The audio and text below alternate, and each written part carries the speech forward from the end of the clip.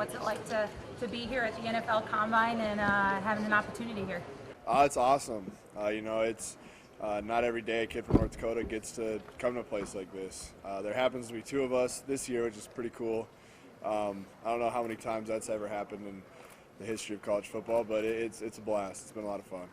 What's kind of been the biggest moment for you, if there's been one? I mean, you played at Missouri, you've had a lot of big moments, a lot of great opportunities, but how's this one compare and what's it been like? It's up. It's up there. It's a whole experience. It's long, but it's fun. We're on our second day.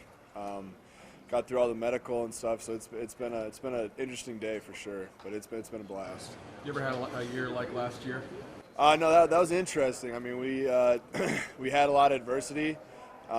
You learned a lot with that adversity, but it was definitely a different kind of year.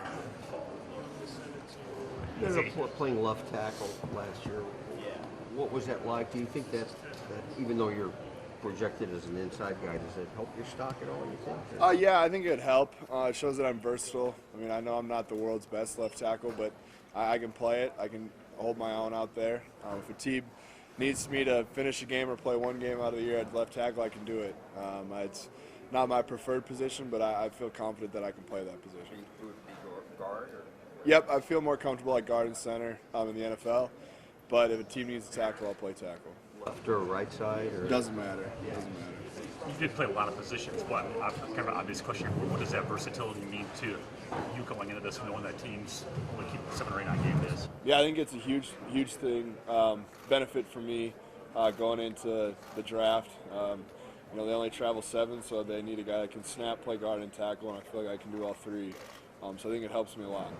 Any weight room goals? For the combine here, I want a 225 goal is 40 plus. I know that that's kind of my strength area is my athleticism. So I'm looking to have a really good combine. Is this kind of an event made for you that you feel that you're kind of excited about? Because I know, I've been to your gym downstairs. Yeah, I mean, it's something that I really hope to shine at. I was unfortunate. I had a minor injury at the Senior Bowl and didn't get a show out then, and I think this is my time to shine right now. How is the health, the hamstring? Good, 100%. I left the Senior Bowl right after it happened, or the next day, to make sure I could go back and rehab. I didn't want to not waste time, but I want to make sure that I was 100% for this. So I got to talk to a lot of scouts and stuff, and then I went back to Texas and rehabbed and now ready to run. How disappointing was it to not be able to? It was disappointing. I didn't play my normal position this year. I was looking for the Senior Bowl to really show that I am a high NFL caliber guard. I didn't have that opportunity, so now it's this time to show I can do it. Did you have any indication before you made an announcement that Coach Meek was going to step down? No, we had no idea. That was a surprise to us. It was disappointing. I mean, he's done so much for every guy that's ever gone through that program. So we wanted.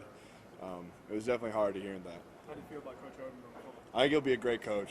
He knows the culture. He knows the guys. He knows how to get him on the right path, and he's a great guy. I think he'll do a great job. There's been a couple Mizzou linemen that have come out and had success right away in the NFL. Do you think that helps you and also Evan Bain? Yeah, it helps me and Evan a lot. I know Tim Barnes came out. He didn't play right away, but he did a great job for the Rams this year. And you have Justin Britt, who's done a great job for the Seattle, and then Mitch Morris, who did even the best job I've seen of a rookie. I know he had a couple minor stuff at the end there, but he started strong, and he's a great player. So we hear Mizzou is defensive line you. Maybe it's going to be offensive line you too. Yeah, it's we were talking about that at the beginning of the year, kind of trying to think of a new name besides D-line Zoo. But yeah, no, we're excited. Those guys have represented us well and helped us get to this point right here. Did you come up with a name? We came up with a few. We never really picked one that stuck. So. How much did playing in that conference each week prepare you for the NFL? I think it was a huge help for the NFL. I mean, you're going against some of the best D linemen every week. It's not 1 week you play a stud. It's every week you're playing a lot of studs. So I think it's been a huge help. Connor, in your mind, what round do you have a target round that you think you're going to go in or that you want to go in? I want to go as high as I can. I don't know what that is. I've been focused on the process right now. I don't really look in on the internet and look up stuff. And my dad might, but I don't want him to tell me it. So all I'm worrying about is doing my best. So when Mel Kiper said third or fourth round, you paid no attention to that? No, sir. I had no idea. Oh, okay. So, well, sorry. Spoiler. I said spoiler alert. So where did you train before for this? Michael Johnson Performance in McKinney, Texas. Yep. Great spot. You're one of the more versatile offensive linemen in the draft. Where does that versatility come from, and how did it begin as far as playing some different spots? Coming out of high school, I was in high school, I liked D-line a lot more than offense line, to be honest. Played both ways, but I knew that my body type, I was going to be an offense lineman in college. Mizzou recruited me. They said, hey, we don't know where we're going to put you. We're recruiting you because you're an athlete. We're going to teach you how to play football. So I think it just comes from my athletic background. Played a lot of sports, done a lot of different things in my life. So just everything growing up that my family did and all that kind of stuff, and all the sports we played helped my versatility. So you're doing everything? Yep, I'm 100%. Connor, what's the most you've done at 225? 40 is my best. Max at 40. Yep. Connor, regarding teams you've met with, the Giants, Jets, and Eagles among those teams? Yeah, I've met with just about every team, and if I didn't meet with them last night, I'm meeting with them today. So. You set up with either of those three teams, the Giants? They don't give us the formal interviews. It's just a room number. They don't tell us the team. Yep. So I don't know. Any crazy questions that you've got so far? What's the most unique, I guess? They've actually kept it pretty normal. Obviously we've been coached and stuff about how the interviews are going to go. And I think I've had more crazy questions in practice than I've had yet. But week's just started, so maybe by the end of it I'll have some crazy ones. The offensive line play in the NFL has deteriorated a little bit, and a lot of the blame has gone to the college game. Is it a tough transition going from the college game to the NFL game for you guys?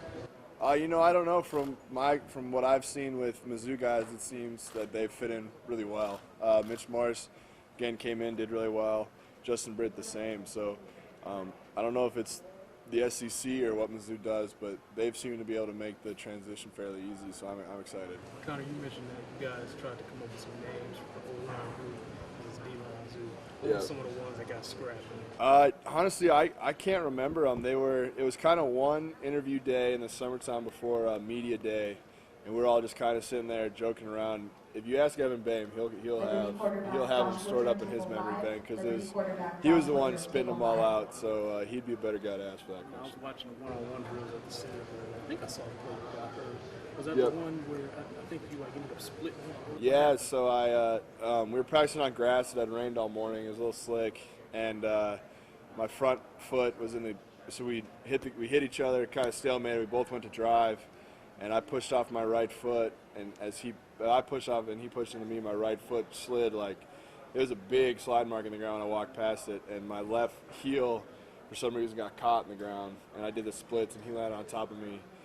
So it was a minor grade 1 stretch pull, so it wasn't anything major. Do you remember which guy it was? It was the guy from Clemson, the big old Clemson boy. Well, did you know it was bad immediately, or were you hoping you could keep going through it? Yeah, I heard a little pop, and I was like, no, you didn't, you're fine. I stood up, took 2 steps, and I had the adrenaline and stuff going, so I'm like, all right, you're fine.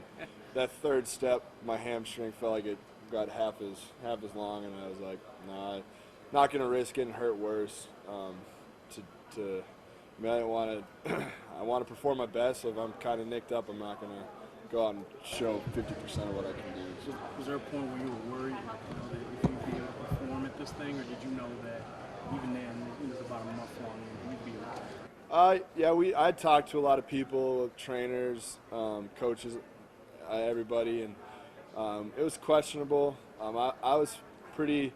I know my body pretty well. Offensive lineman. I've had my nicks and bruises. I know what it takes to heal and how fast I can heal and that kind of stuff. So I was fairly confident.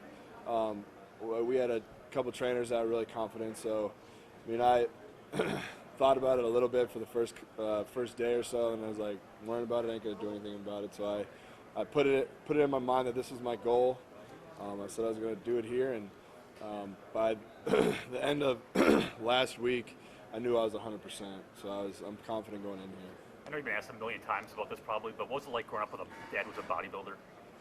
You know, it was. I enjoy the weight room. You know, it's something that, I mean, I've grown up with and I enjoy it. So it's fun having a dad because he gets it. He gets what I'm talking about. I mean, I think there's some kids dads that are into weightlifting or sports and their dads were never into weightlifting and stuff, and they wouldn't. So me and my dad can sit and, I mean, I hit a big lift or something, I'll send him the video or send him a text, and he gets all excited about it as I am, and so it's awesome. I whatever I do, he's done, so we can share the moments. It's a lot of fun. I know you can't answer this question, but would you be here, do you think, without that kind of pushing you in the weight room to get to, obviously you're like the strong guy? Yeah, I mean, I think that's a huge part of my game, and it's helped me a lot. The knowledge my dad's put on me in the weight room, and what he's helped me with in the weight room, and the work ethic he's instilled definitely is a huge part of why I'm here. When did you start lifting weights? Were you like 4 years old and your dad gave you a junior barbell set? No, it was. I mean, back then it was more like push-ups and sit-ups, and he'd say, "I bet you can't do like 5 push-ups or 10 or whatever," and started with that. And I mean, I played sports growing up, whether it was riding dirt bikes or whatever, so I was really active as a young kid. I mean, I was huge for my age, but I was still very active. And then 6th and 7th grade, like middle school, because at Shanley, the middle school and high school are attached, so we had the high school weight room. And I mean, I always thought weightlifting was cool because my dad did it, and all the superheroes looked all muscular and stuff, so I wanted to get in the weight room as soon as I can. And I think I was in the weight room maybe a little bit in 6th and 7th grade. And then there's another, it's called Frontier, it's Athletic Republic now. I used to go to that when I was a kid. My parents just did everything they could to keep us active, and we loved it. And then I think 8th grade was my first weightlifting competition. So I've been around the weights a long time, and I love it.